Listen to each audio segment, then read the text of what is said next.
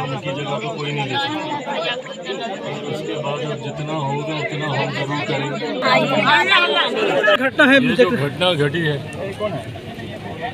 जितनी हृदय विदारक है उतनी ही चिंताजनक भी है। जिस तरीके से कई परिवारों ने अपने परिवारजनों को इस हादसे में खोया है, इसमें चूक कहाँ हुई है, लापरवाही किसकी है? ये हादसा तो है, ये दुर्घटना तो है, पर क्या इस दुर्घटना में कहीं पे किसी की चूक हुई है? क्योंकि जिस तरीके से परिवार वालों की तरफ से जानकारी दी गई कि सटने के बाद भी काफ़ी समय तक बिजली इसमें नहीं कटी है, क्या इसमें कहीं पे कुछ अधिकारियों की लापरवाही है? ये तमाम विषय ऐसे हैं जिस पर जांच चल रही है। प्राथमिकता जिस रात ये घटना घटी उस रात मैं स्वयं पार्लियामेंट चल रहा है इसलिए दिल्ली में था, पर पूरी रात परिवारजनों के संपर्क में भी था, स्थानीय प्रशासन के संपर्क में भी था और अपनी पार्टी के हर एक नेता के संपर्क में भी था।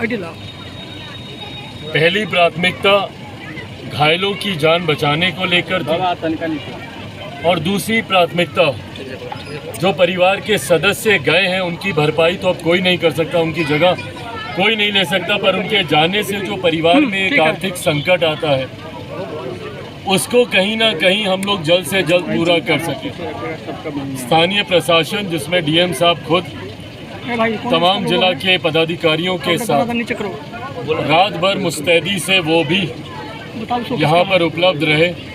तुरंत तत्काल प्रभाव से विभाग की तरफ से जो 4-4 लाख रुपए की राशि दी जानी थी उसको उसी रात आवंटित कराया गया। अंत्येष्टि के लिए 3,000 रुपये जो मुहैया कराए जाते हैं वो कराए गए। 20,000 रुपये की मदद पारिवारिक लाभ के माध्यम से दी गई। श्रमिक विभाग के माध्यम से जो सदस्य जिनकी आयु 18 वर्ष से ऊपर की है उनको 2-2 लाख रुपये अतिरिक्त मुहैया कराए गए। प्रधानमंत्री जी के संज्ञान में भी ये विषय हमारे द्वारा दिया गया। प्रधानमंत्री कार्यालय से भी 2-2 लाख रुपए की अतिरिक्त राहत राशि मुहैया परिवार वालों को उन्हीं के खाते में करवाई गई है। ऐसे में आर्थिक कठिनाई से तो ज़रूर हम लोग हर संभव प्रयास कर रहे हैं कि परिवार को जूझना ना पड़े, पर अब इसके बाद जो हम लोग की तीसरी और सबसे बड़ी प्राथमिकता है कि अगर इसमें कहीं कोई लापरवाही हुई है तो उन दोषियों को भी चिन्हित किया जाए ताकि भविष्य में लापरवाही की वजह से कम कोई दुर्घटना ना घटे। हादसा हुआ है, पर अगर इस हादसे के पीछे किसी की भूल है या चूक है ये भी हम लोग के लिए एक चिंता का विषय है जिसके ऊपर अभी जांच करवाई जा रही है। अंत में जितने मृतक हैं जहां उनको मैं अपनी तरफ से श्रद्धांजलि अर्पित करता हूं, तो वहीं परिवारजनों को इस दुख की घड़ी में ईश्वर हिम्मत दे। साथ ही में मैं, मेरी पार्टी, हमारी बिहार की सरकार और केंद्र की सरकार भी आने वाले दिनों में पीड़ित परिवार की हर संभव प्रयास करने का हम लोग कोशिश करेंगे। परिवारजनों में ऐसे लोग जिनको और किसी तरीके से हम लोग राहत पहुंचा सकते हैं इसकी भी चिंता आने वाले दिनों में की जाएगी। सड़क भी एक बड़ा कारण है, आपको कारण क्या होगा? आज स्थानीय प्रशासन के लोग भी यहाँ पर मौजूद हैं।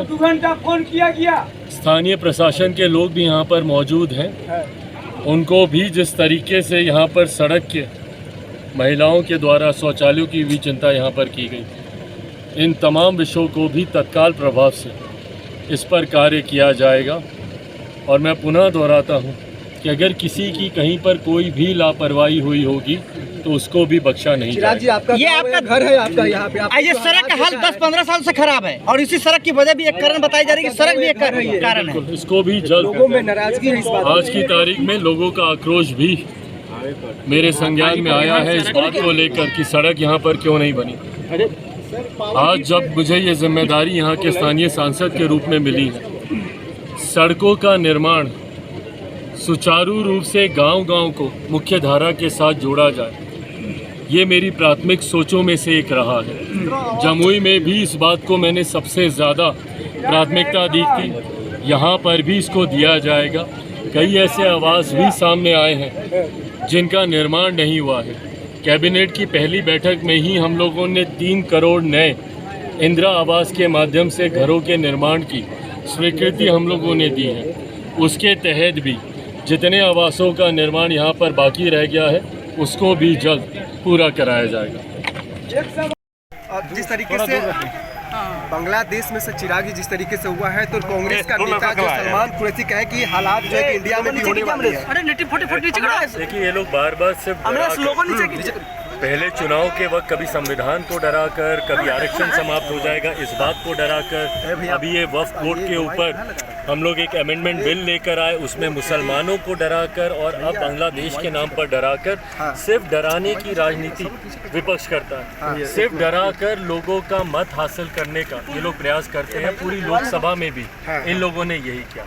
हकीकत है, हमारे प्रधानमंत्री जी के हाथों में एनडीए के नेतृत्व में पिछले 10 सालों से देश जितना सुरक्षित रहा है इतना कभी नहीं रहा। और मैं भविष्य में भी मैं इस बात को कहता हूँ कि हमारे प्रधानमंत्री जी की कूटनीति के तहत, विदेश नीति के तहत हो, आर्थिक नीति 5वीं सबसे बड़ी अर्थव्यवस्था बना है। जो लोग बजट को क्रिटिसाइज करते हैं उनसे ये पूछने की ज़रूरत है, अगर बजट इतने ही गलत थे हमारी सरकारों के, तो 5वीं सबसे बड़ी अर्थव्यवस्था कैसे बना?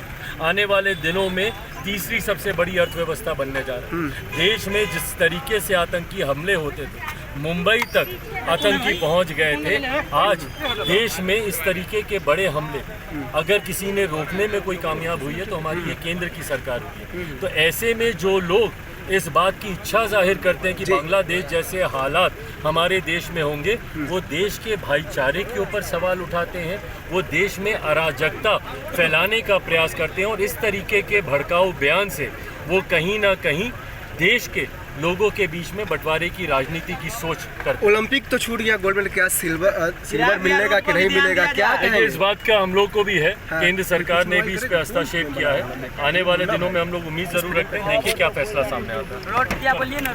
पनोरमा ग्रुप, जो सोचता है वो करता है। आपके अपने सपनों का आशियाना।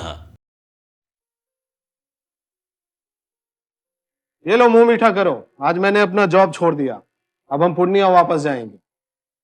जॉब छोड़ दिया है? मतलब ये घर कैसे चलेगा? हम करेंगे क्या? और माँ बाबूजी क्या बोलेंगे? इसलिए मैं एक और मिठाई का डब्बा लाया। अपने बिजनेस के लिए लोन अप्रूव हो गया। अरे लोन अप्रूव हो गया वो तो ठीक है, लेकिन पूर्णिया में हम रहेंगे कहाँ? अपना घर भी तो नहीं है वहाँ। इसलिए तो एक और मिठाई का डब्बा अलग से लाया हूँ। हमने पूर्णिया में घर ले लिया है, पूर्णिया के ई होम्स पैनोरमा में। पूर्णिया में पैनोरमा ग्रुप लेकर आए हैं ई होम्स पैनोरमा। बड़ा घर, आलीशान जिंदगी और अत्याधुनिक सुविधाओं के संग। अरे अरे, अब क्यों मुंह मीठा करवा रही हो? क्योंकि हम घर वापसी जो कर रहे हैं। घर वापसी की खुशी पूर्णिया में ई होम्स पैनोरमा के संग। E homes panorama, luxurious lifestyle redefined.